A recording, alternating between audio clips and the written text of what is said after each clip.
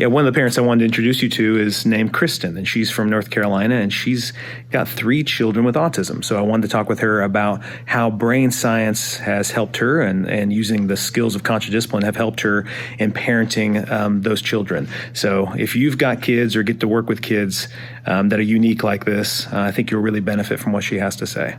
Hey, welcome, Kristen. So this week I've been spending time here at CV2, and so have you. And something that intrigued me about your journey is you've got 3 boys. No, 2 boys and a girl with autism, actually some twins. That's right. And so I wanted to ask you a few questions that might help other parents on parenting legacy, okay?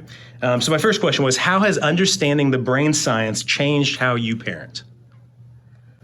Understanding the brain has helped me understand my own brain first, and then also understand what's happening in front of me. Yeah.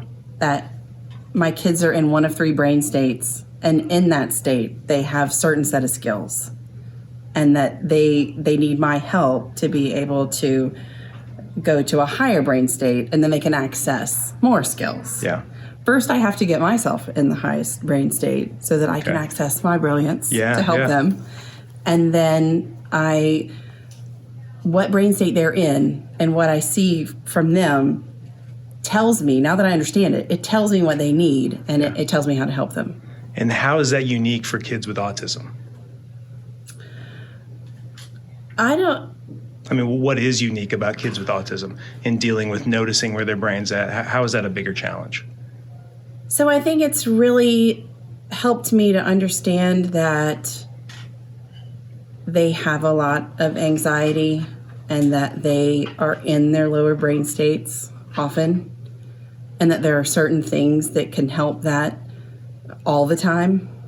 For example, having visuals around the house and having visual picture schedules and having predictable routines, all of that helps the lower centers of the brain so that they're not stuck there. Yeah. And then they can upshift to higher centers of their brain and access more than just being stuck there. So you're saying those things help relieve their anxiety somewhat? Yes. So they can move up to a different part of their brain? Right. Okay. How has doing conscious discipline changed the relationship you have with your children?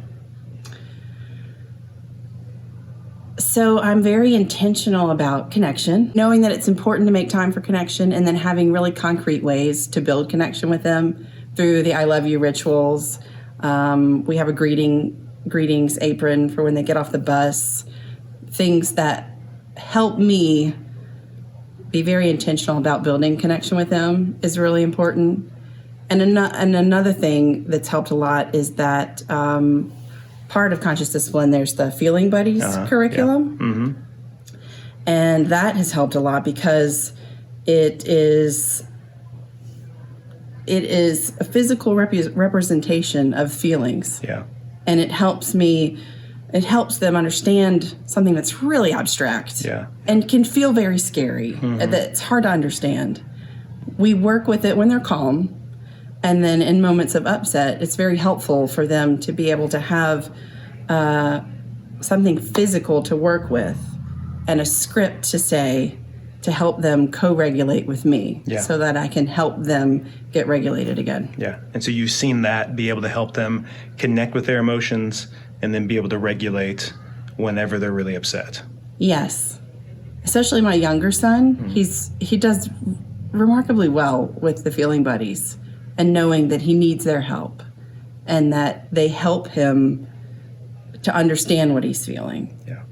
And then they help him work with that feeling, and then it's okay to be feeling that. It can feel uncomfortable, but that's okay.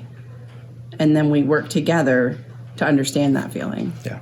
Well, thank you, Kristen. I appreciate you sharing your story. Sure. Okay. Glad to be Bye-bye. here. Bye.